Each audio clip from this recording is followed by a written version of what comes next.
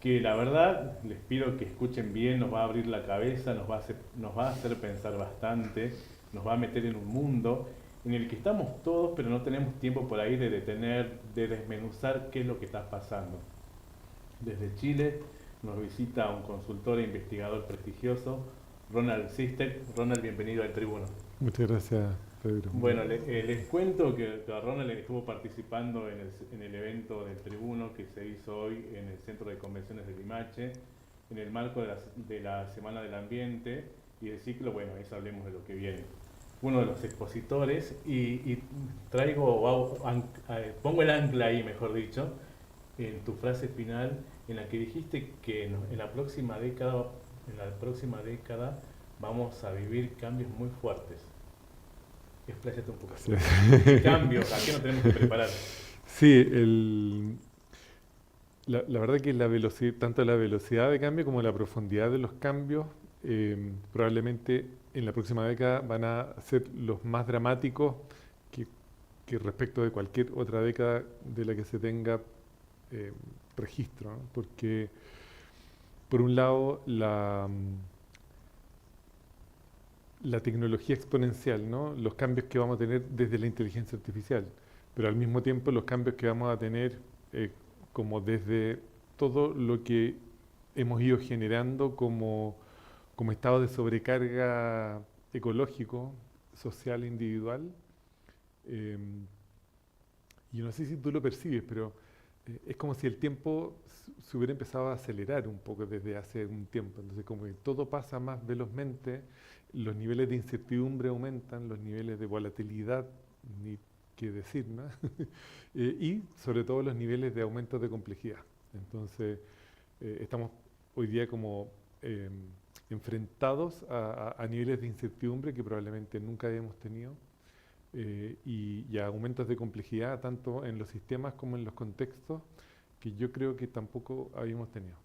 Bien, ¿y cómo nos tenemos que preparar o cómo vamos hacia ese cambio tan dramático?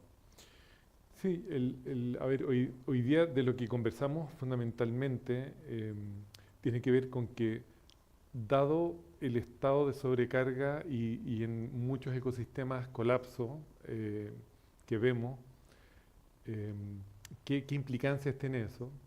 Y porque hemos tenido, no sé, llevamos 40 años de sostenibilidad o de sustentabilidad, pero sosteniendo qué, ¿no?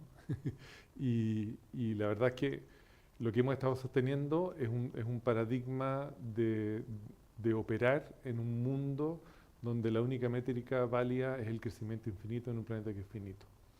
Y eso lamentablemente tiene sus días contados, dado que los estados de sobrecarga están empezando a generar colapsos locales y también globales. Traduciendo un poco, es este sistema que nos abocó o que nos formateó para ser súper eficientes.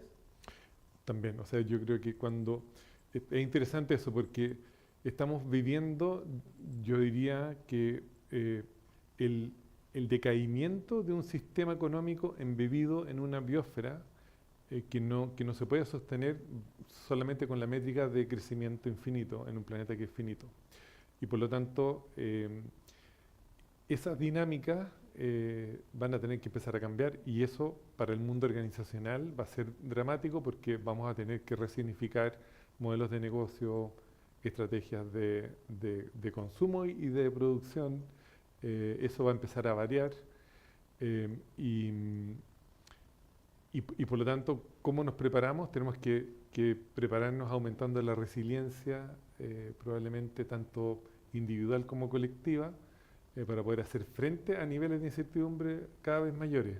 Y es todo un desafío porque se ve que por esta presión que vos hablás, crecimiento de problemas de salud mental, ¿no es cierto? Depresión y demás, conflictividad también. Entonces, ¿cómo garantizar o cómo hacer más fuerte esta resiliencia en este contexto para enfrentar lo que viene? Sí. Tú antes decías la manifestación de la hipereficiencia, ¿no es verdad? O sea, cuando un sistema entra en procesos de decaimiento, lo que primero que se intenta es alargar como la vida de ese sistema, siempre con foco en la eficiencia. Y, y y por lo tanto, lo que tenemos que intentar aumentar es la resiliencia.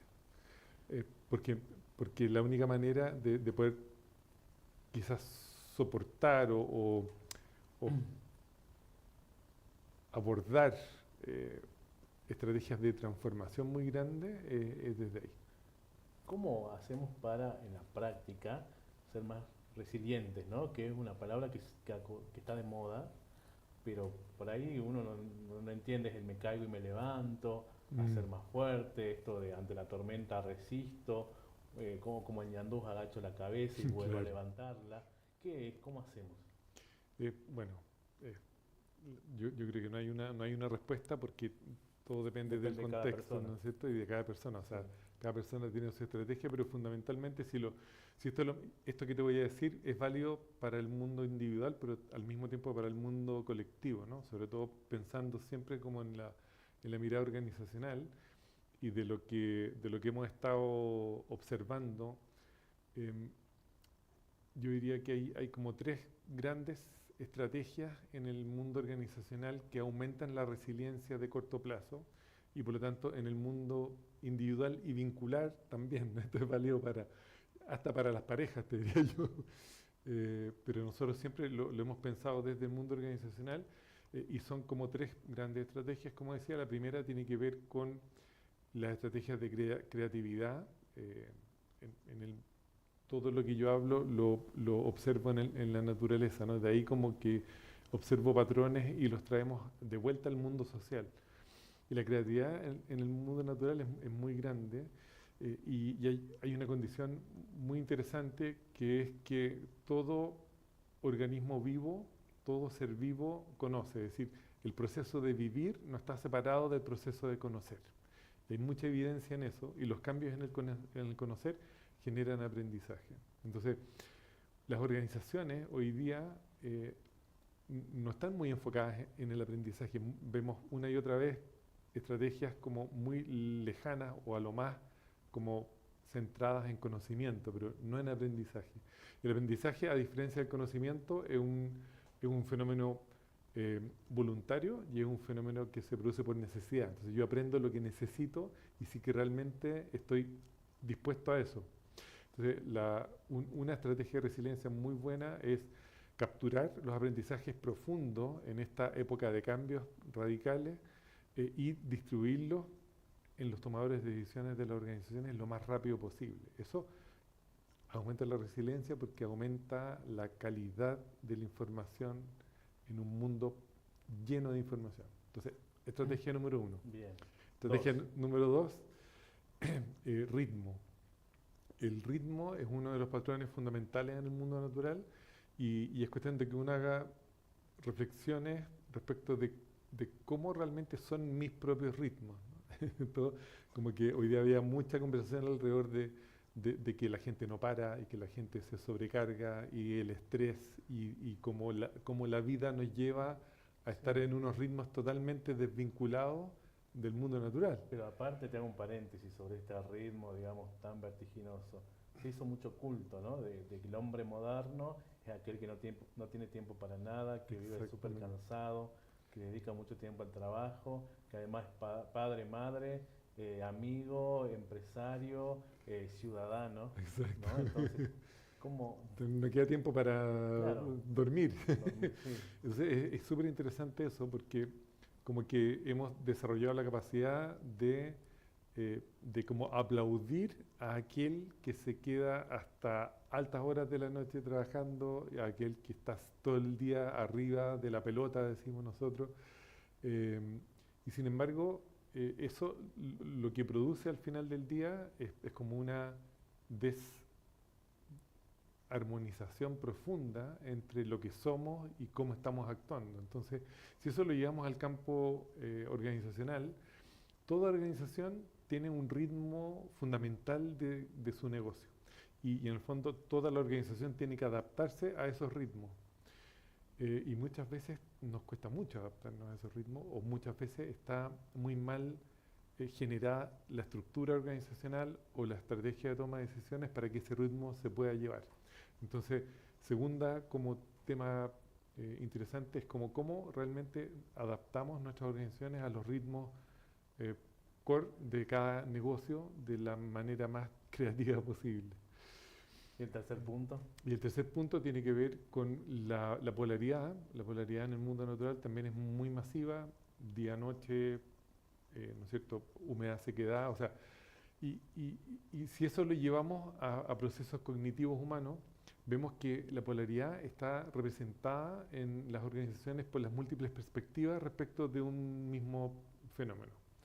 Y eso es muy bueno por un lado, porque las múltiples perspectivas agrandan la diversidad de miradas, lo cual es muy bueno, pero al mismo tiempo eso genera tensiones. Entonces, el patrón de la polaridad lo que nos regala es como la capacidad que tenemos de gestionar, ojalá lo más tempranamente, tensiones de tal manera de que esas tensiones se puedan diluir y transformar en temas como capaces de ser activados tempranamente. Hablando en criollo, como decimos aquí en Salta, desactivar bombas. Exacto. ¿No? Pero tempranamente, ¿no? Porque Claro, no cuando esperar se te cuando ya pasa el esté por tiempo, ya explotar. está a punto de explotar, ya es un poco tarde y normalmente Bien. las reacciones frente a eso son más dramáticas. Aquella persona que tiene una empresa, un colegio, algún local, algún emprendimiento, que tiene gente a cargo, que no tiene el tiempo de pensar profundamente estos cambios que se vienen y cómo ser más resilientes, ¿qué le decís? Primero allá de estas estrategias, ¿cómo le decís, che, bueno, veamos, activemos, ¿qué le decís? En general es como, la verdad que la manera, yo te pregunto a ti, a ver si Sí, es que coincidimos en pasame esto, la pelota. haciendo qué actividad tú solucionas tus problemas más profundos, los problemas más complejos, haciendo qué actividad, Pensando, pensando y qué más, reflexionando, reflexionando, dialogando, dialogando, ¿cómo más? analizando, qué sé yo, enfrentándolos en el último caso siendo Pero, pragmático, pero hay todo un proceso, ¿no? pero lo más complejo, ¿en qué momento te cae la ficha? ¿Haciendo qué actividad?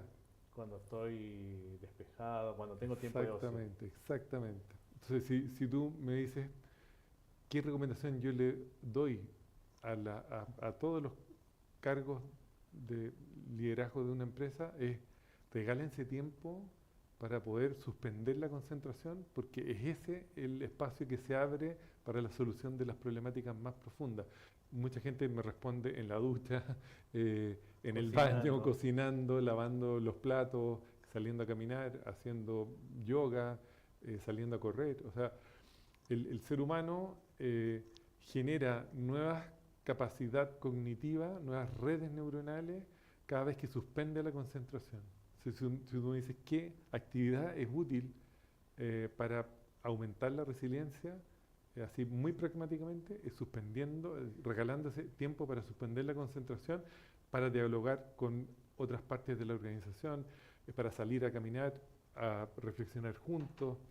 Y eso es como literal, ¿no? Tú hablaste del ocio. El ocio tiene mala prensa, Claro, diría sí, sí, yo. sí. Sin embargo, para la mirada de la economía ecológica, por ejemplo, y del desarrollo a escala humana, es una necesidad humana fundamental. El ocio creativo, le decíamos, ¿no? O Exacto, recreativo. tal cual. Tal Eh, cual. bien, ¿cómo también en este proceso de aprendizaje, vos lo estabas nombrando hace un rato, influye lo vincular, ¿no? En el diálogo, en las relaciones, en esta construcción, digamos? Sí. Bueno, hoy día toda la mañana hablamos del potencial de la inteligencia colectiva, ¿no? Y nosotros tuvimos la posibilidad de estudiar muchos equipos de alto desempeño y- y yo podría decir que los equipos que tuvieron mejores resultados sistemáticamente eran aquellos equipos que eran capaces de generar un tipo de colaboración que no es una colaboración por subsistencia, sino que es una colaboración, yo le llamo enraizada, porque es un nivel de colaboración mucho más profunda. Y, y entonces empezamos a indagar y a explorar qué le pasaba a la gente que lograba generar ese tipo de colaboración y ese tipo de resultados. Y una y otra vez todos de alguna manera manifestaban como las características del campo social, que era un lugar, un espacio como abiertos a la creatividad, donde la confianza era como la emoción más visible. Y eso fue súper interesante porque una y otra vez la exploración después de la confianza nos relataban que lo que realmente se producía era una cualidad vincular más grande, más profunda. Entonces, la conexión humana como fundamento de la confianza, de procesos de confianza que te puedan generar estrategias de inteligencia colectiva a través de la colaboración enraizada que generan al final del día un compromiso muchísimo más grande. Entonces, ese patrón es un patrón como muy regenerativo en términos de resultados. ¿Qué responsabilidad tenemos que asumir al ir hacia ese camino, ¿no? Hacia esa construcción colectiva? Creo que hay que tener responsabilidad comunicativa, responsabilidad comunitaria, vos lo podrás definir un poco mejor.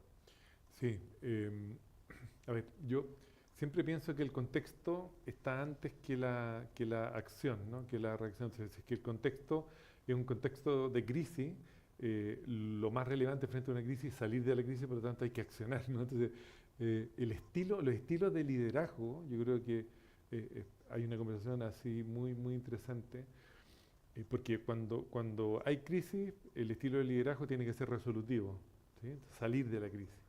Pero si la situación es ordenada, por ejemplo, el estilo de liderazgo podría ser más delegativo, de delegar y recoger.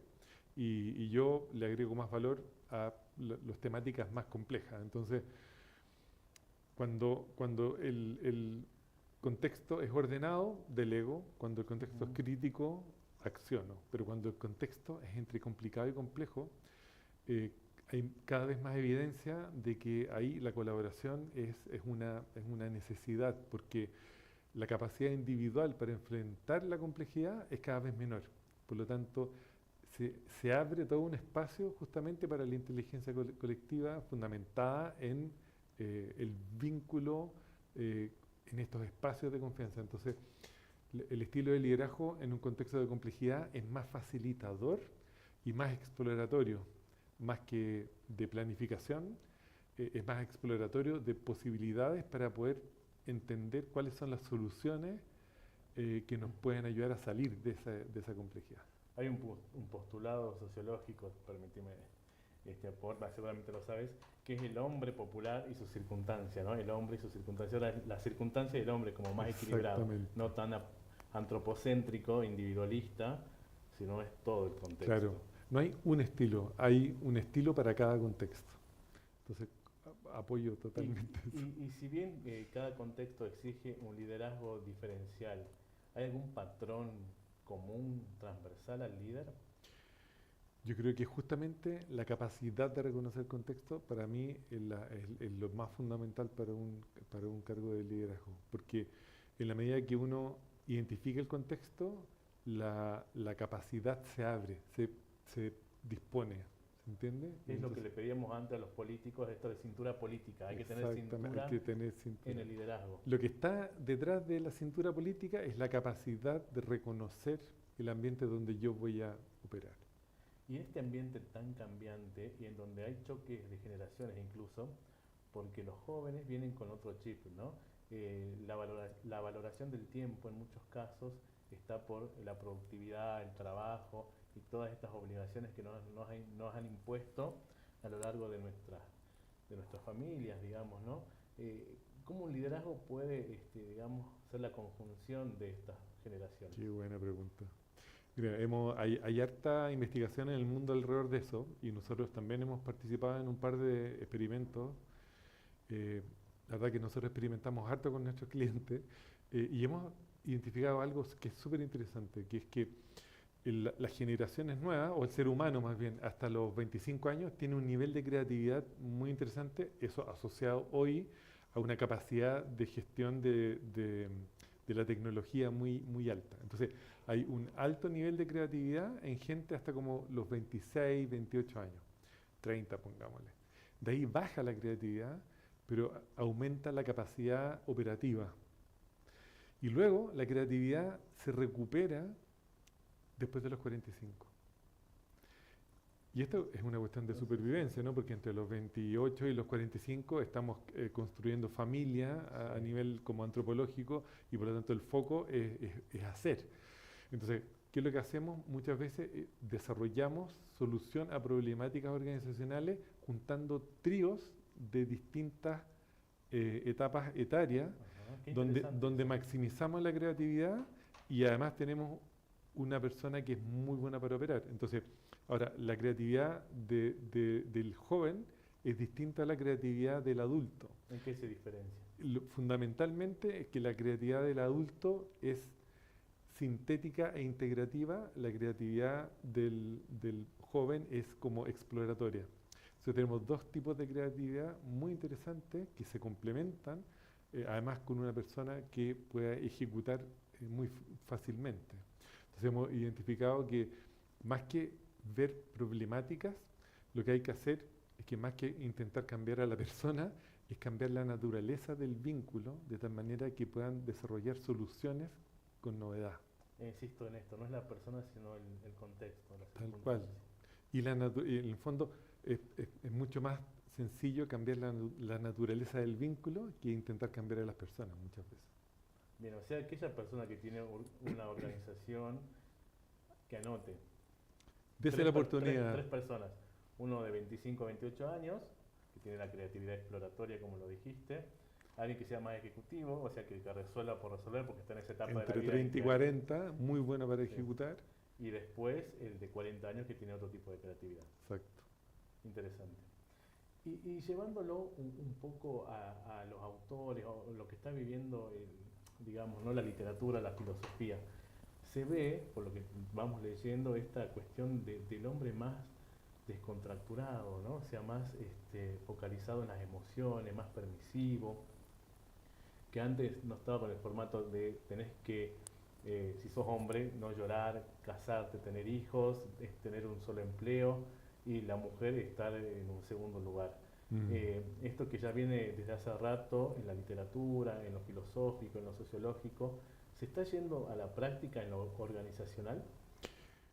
Muy buena pregunta también, porque lo que observamos muchas veces todo este dolor de género que hay, ¿no? Que hay como mucha diferencia entre lo que gana el hombre, lo que gana la mujer.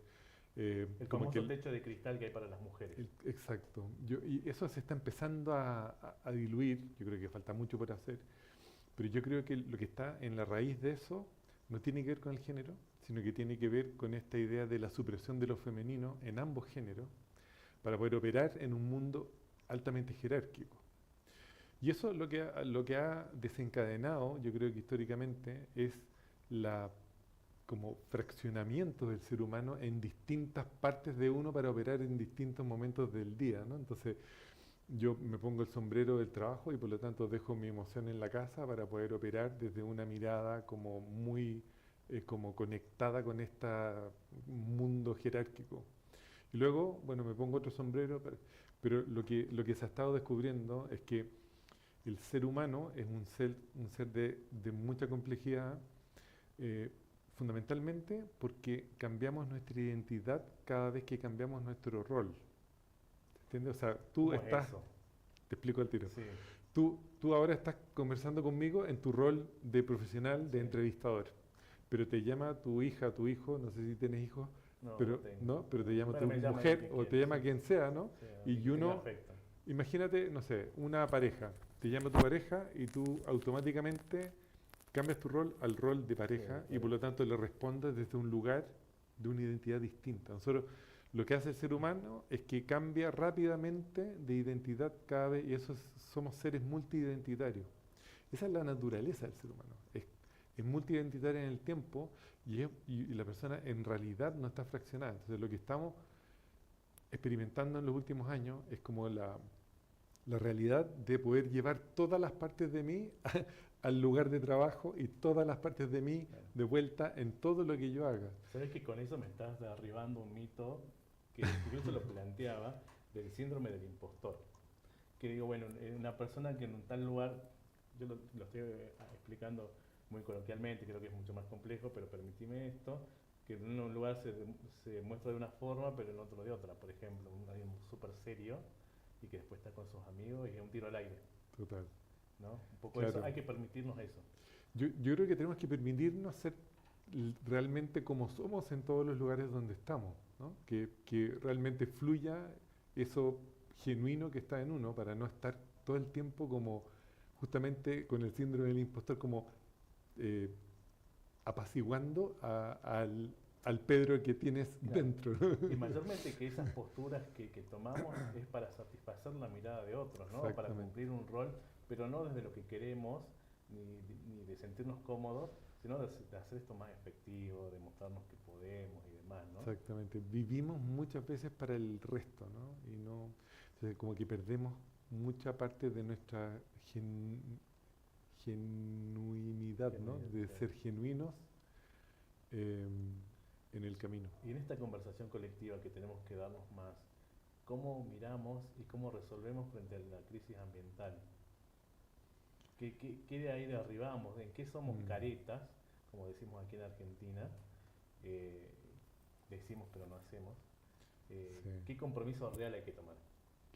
bueno, es una tremenda, tremenda pregunta. Yo en los últimos años he estado como desarrollando un marco de intervención organizacional que está fundamentado en, en cómo la naturaleza opera, ¿no?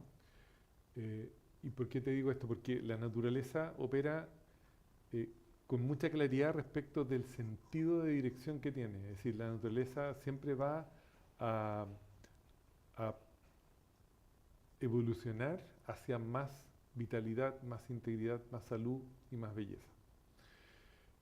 Pero la naturaleza no dice, y la planificación para hacer eso son estos 5 pasos que voy a hacer en una carta Gantt. Así no opera el mundo natural, porque es de un nivel de complejidad que no se puede permitir eso. Entonces, ¿qué es lo que hace la naturaleza? Dice, este es el sentido de dirección, Sí.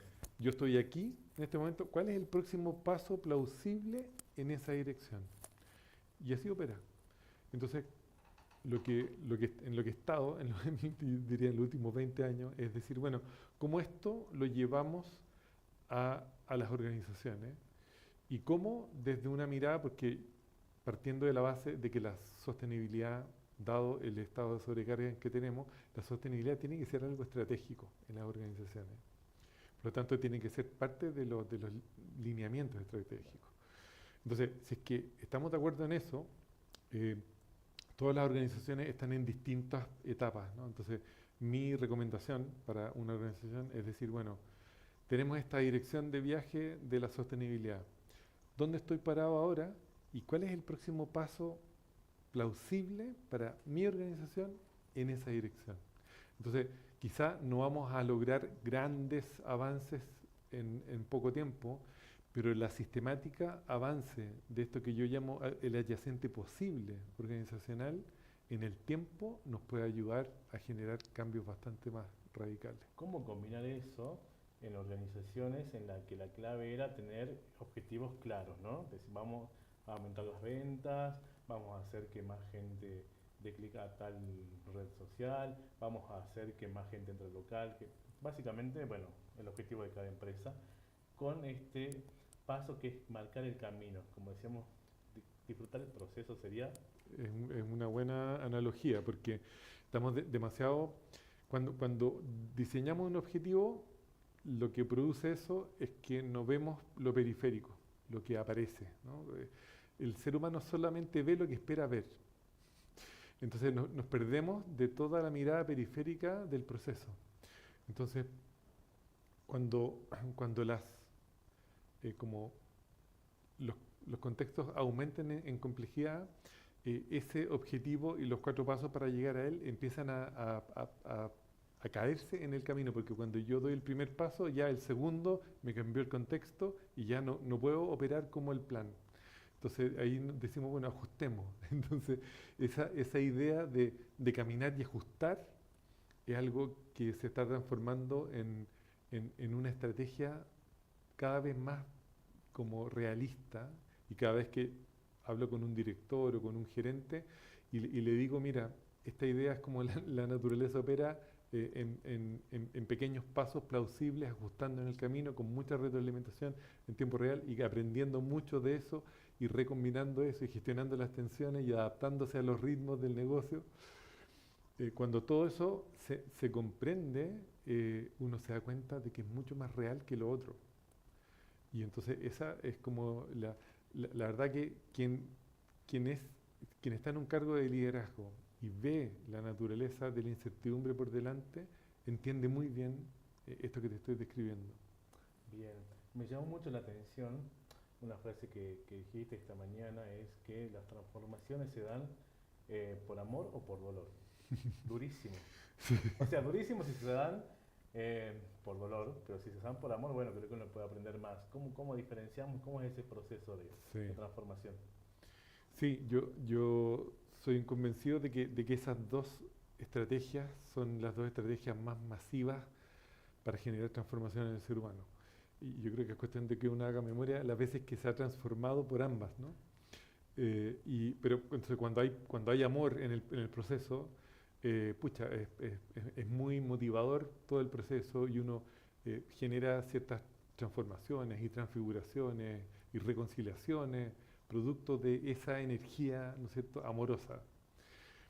Pero lo que yo estoy viendo en el mundo es que cada vez eh, estamos más cerca de tener que reaccionar por dolor. Entonces, no sé, los límites planetarios que generan un cambio climático que afecta lo que yo hago, me lleva a reaccionar frente al dolor. Entonces, y muchas veces nos resistimos a esos estímulos porque no queremos enfrentar como cambios radicales por dolor.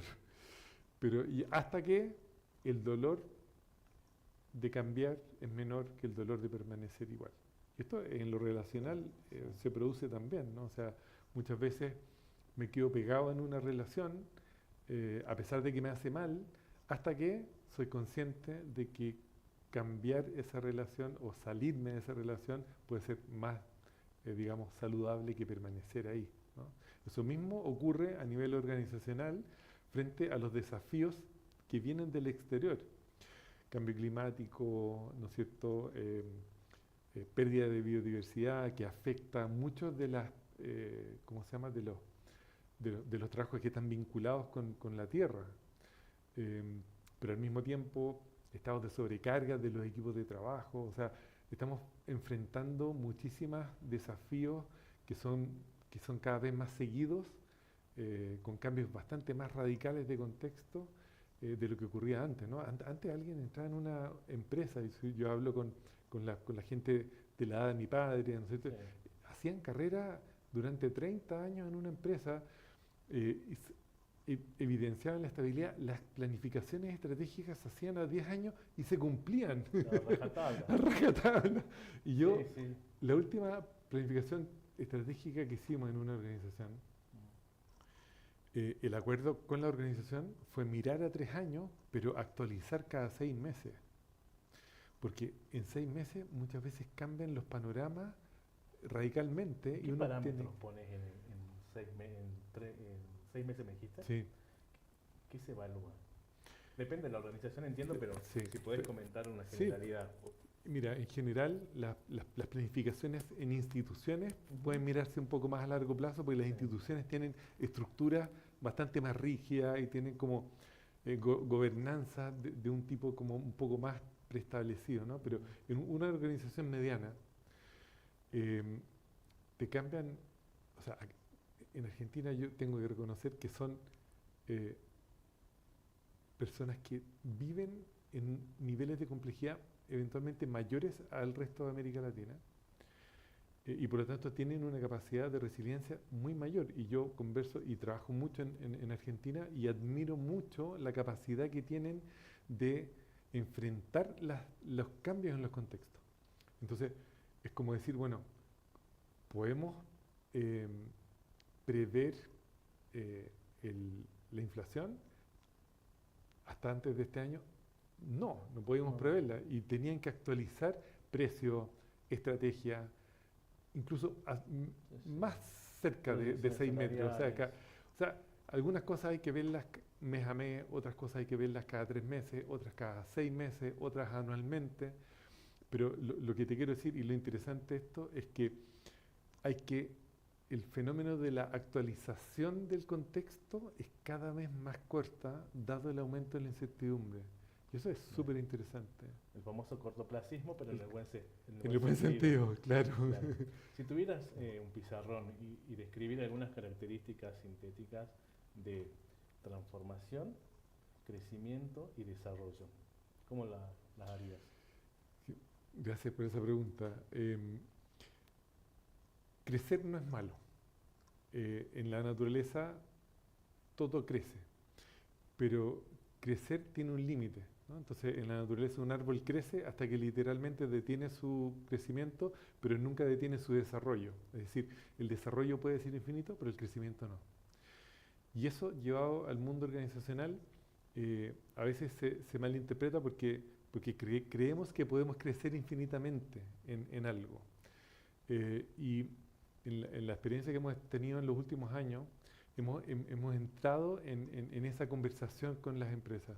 Entonces decimos, bueno, ¿cuándo esta empresa sentimos que ha crecido suficiente y qué significa desarrollo para esa empresa, ¿no? Y por lo tanto, qué significa transformación y qué significa la internalización de algún aspecto que contenga el fenómeno de la regeneración, ¿no es cierto?, organizacional. Y nos hemos topado con conversaciones y con definiciones muy sorprendentes. Por ejemplo, trabajamos un buen tiempo con una empresa de retail de productos orgánicos. Y, y entonces esta empresa de retail tenía 3.500 productos. Y me tocó liderar una parte de la vida de esa empresa justo cuando entramos en pandemia. Entonces hubo cambios radicales, transformaciones radicales, porque la empresa tenía operación en 3 tiendas físicas. La gente nunca más pudo entrar a una tienda física. Tuvimos que desarrollar e-commerce rápidamente, pero al mismo tiempo que desarrollar el e-commerce nos preguntamos cómo aumentamos la vitalidad o integridad o salud o belleza en esa organización. Y fue muy claro cómo el concepto de integridad fue muy relevante, porque vendíamos productos considerados naturales, pero, por ejemplo, un producto vegano, todo el mundo dice, ah, si es vegano es sano, pero veíamos la cantidad de ingredientes que tenía y tenía, no sé, 30 ingredientes. Entonces nos preguntamos, ¿esto realmente es íntegro? ¿Es sano? ¿Aumenta la vitalidad de quien lo consume? Y llegaba mucha gente con algunas patologías, entonces teníamos que ser muy selectivos en los productos que teníamos. Y entonces, ¿qué pasó? Hicimos un manual de integridad mínimo viable. Dijimos, mira, podemos considerar tales cosas, tales ligantes, tales conservantes, tales colorantes, cuáles no podemos considerar, los más nocivos tenemos que sacarlos. Desarrollamos un manual de integridad. Entonces, de los 3.500 productos, los pasamos por este manual y tuvimos que sacar 1.000. Ah, bastante. O sea, tremendo, casi un tercio. De ese tercio, bueno, habían grandes proveedores que no estaban dispuestos a modificar nada, pero habían pequeños productores que sí estaban dispuestos a aprender. Entonces dijimos, bueno, ¿cómo podemos apoyarlo? Lo sacamos por esto, por esto y por esto. ¿Cómo podemos hacer para que vuelvan a las góndolas en 6 meses más? Hubo algunos que hicieron el viaje. Entonces, lo que te quiero decir es que siempre hay algo que hacer en este camino de crecer, pero al mismo tiempo desarrollarse o florecer. En este caso, el florecimiento estuvo de la mano del aumento de la integridad en la oferta. Y eso fue súper interesante porque aumentó además la diversidad de proveedores que están cumpliendo con ese manual para poder reemplazar esos productos que sacamos. Eh, y entonces se genera transformación no solamente en nosotros como organización, sino que en la gente, en los colaboradores que venden, tuvieron que aprender un montón. Ellos mismos se desarrollaron, se desplegaron, contratamos a un doctor y a una nutricionista que nos apoyó en todo ese proceso, pero al mismo tiempo los clientes empezaron a elegirnos por la integridad de los productos. Porque una persona que tenía un problema de azúcar eh, puede comprar realmente productos sin Sin azúcar. azúcar. Un diabético Y puede un consumir. diabético, claro. no solo sin azúcar añadida, sino que sin azúcar que muchas veces se esconde en esta multiplicidad de ingredientes. Entonces, con eso lo que te quiero decir es que la regeneración requiere transformación y el crecimiento requiere florecimiento porque eso es beneficioso tanto para la organización como para el consumidor. Ronald, dos preguntas más interesantes, podríamos estar horas charlando. En las organizaciones, desde tu rol como consultor en las organizaciones con todas estas transformaciones, ¿tienen que poner algún consultor, algún departamento, algún área, o lo pueden hacer naturalmente teniendo en cuenta esta dirección hacia dónde vamos? Lo que nosotros al menos hacemos, nuestra estrategia es que acompañamos organizaciones en este viaje, pero dejamos capacidades instaladas, ¿no? O sea, no nos interesa perpetuarnos como consultoras, sino que generar un proceso que sea beneficioso para todas las partes y dejar las capacidades instaladas. Entonces, más que un área nueva, es como un grupo multidisciplinar de la organización que se pueda hacer cargo de mirar más allá de lo que normalmente se observa en una organización. Entonces, que sean capaces de como codiseñar una dirección de viaje que en el tiempo pueda como eventualmente reemplazar a la visión o complementar la visión hacia una mirada un poco más regenerativa como de base, porque lo que hemos estado observando es que las empresas que hacen greenwashing, por ejemplo, también tienen sus días contados. ¿Por qué? Porque primero cada vez hay más información, ¿no es verdad? Y por lo tanto la gente que consume está también cambiando. Entonces, con un consumidor más informado, también con una mirada de sostenibilidad más desarrollada, va a empezar a elegir productos que realmente sean coherentes con lo que dicen. Entonces, los que dicen algo que es distinto a lo que hacen, van a empezar a ver como mermada su capacidad de florecimiento y de desarrollo, ¿no? En cambio, una empresa que tiene lineamientos de sostenibilidad a largo plazo en bebidas que son serios, que comunican realmente lo que hacen, la gente está empezando a valorar radicalmente eso.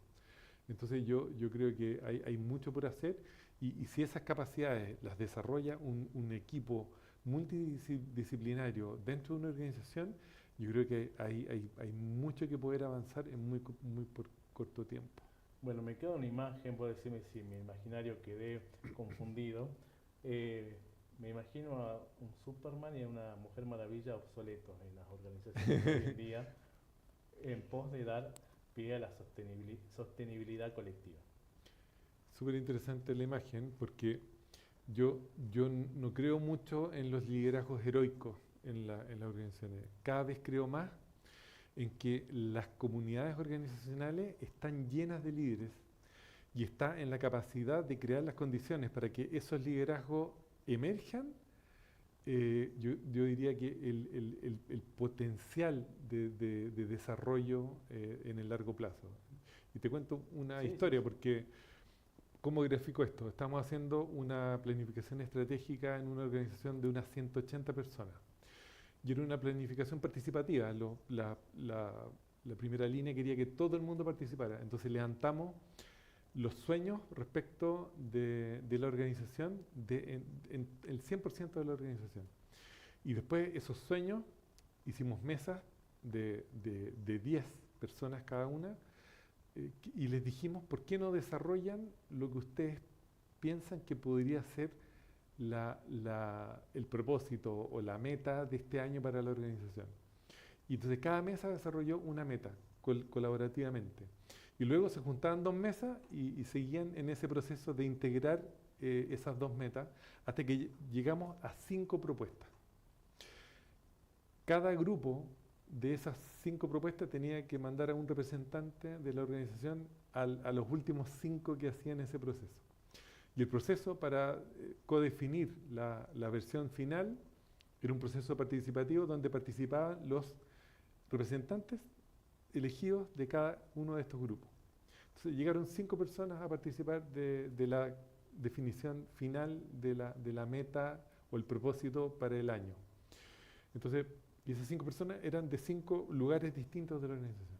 Entre ellas estaba el gerente general, era uno de los elegidos de los participantes. Y llegó, entonces yo les dije, quien crea que su propuesta cumple con ciertos requisitos, párese y escríbala en el pizarrón. Y el resto va a ir mejorando esa propuesta a través de las propuestas que ustedes traen.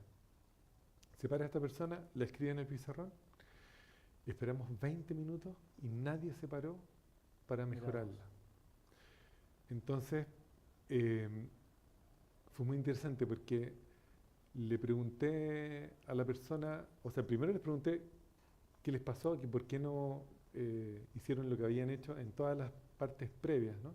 Y la narrativa era que en realidad era perfecta, era inspiradora, era memorable en términos de, era como que muy inclusiva, eh, consideraba el ADN de la organización. Entonces le pregunté, ¿y qué cargo ocupas tú? Me dice, soy el chofer de reparto de la organización. Y entonces después entrevisté al CEO y le pregunto, ¿qué te pareció el proceso?